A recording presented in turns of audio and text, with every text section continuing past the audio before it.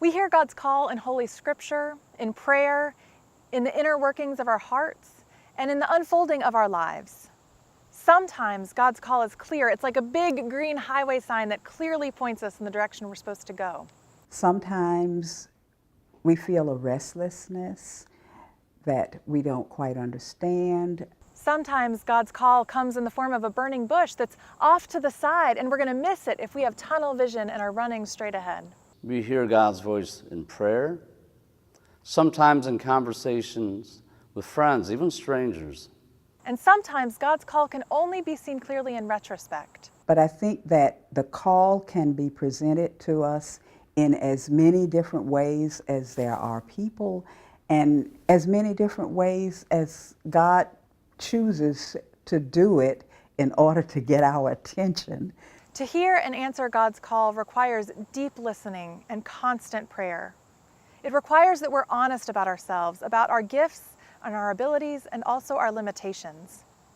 It requires courage for us to answer the call. Frederick Buechner offers an image which many find helpful in discerning call. The place God calls you is the place where your deep gladness and the world's deep hunger meet.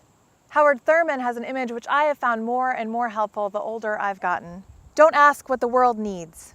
Ask what makes you come alive and go do it. Because what the world needs is people to come alive.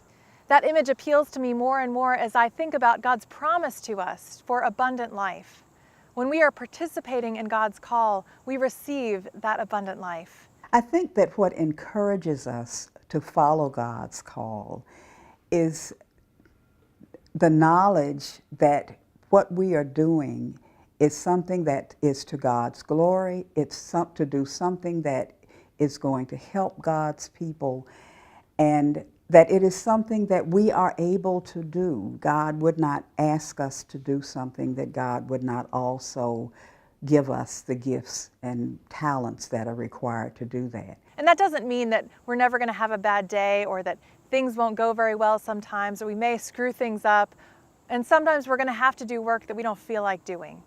But when we're participating in God's call, we are receiving life abundant and human flourishing that's promised to us in Jesus Christ.